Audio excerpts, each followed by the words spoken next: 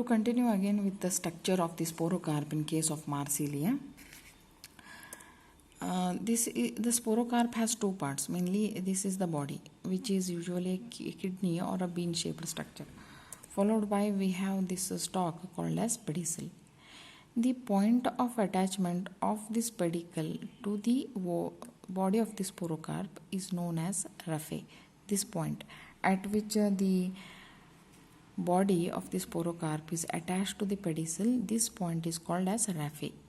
Now at the distal end of the raphe, it has got some projections, teeth-like projections. These teeth-like projections, these are called as horns or tubercles. So the things are clear here. This is the body, this body of the sporocarp, this is the pedicel. Pedicel is attached to this body at a point. That point is called as raphe. Now the distal end of the raphe has some projections, teeth-like projections called as horns. You can make out here horns or tubercles.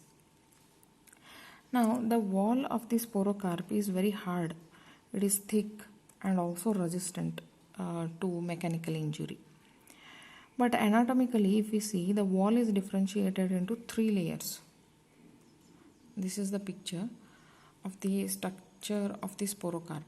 It is differentiated into three layers. 1, 2, 3. This is like gelatin filled parenchymatous region. So outermost what we have is epidermal region. This epidermal region is made up of a single layer cuboidal cells.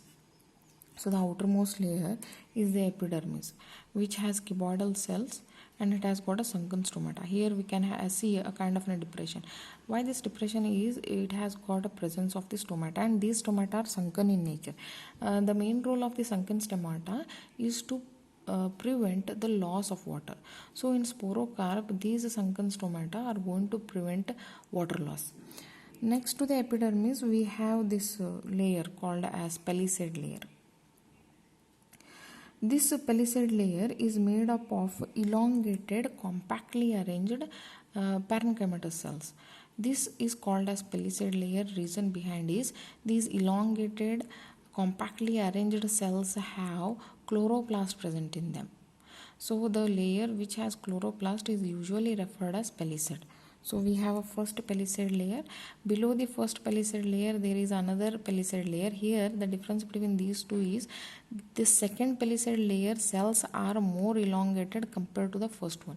So compared to this layer has more elongated cell. Again, this second layer is palisade in the nature, in the sense it is it too have the presence of chloroplast.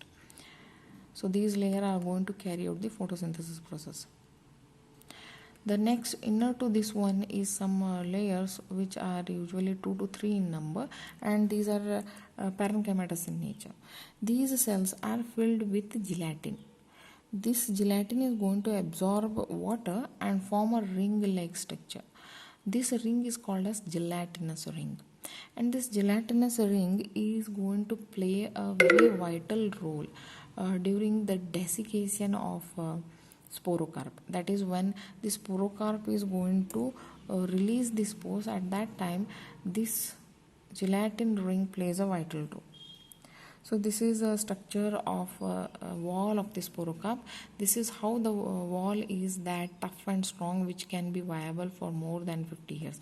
This is the structure of a multicellular hair which we described or present during its young stage.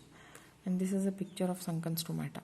Here we have this pedicel followed by the body of the sporocarp. It is attached this point called as raphe. Raphe has some projections called as teeth or tubercles. This is teeth or tubercle. Thank you.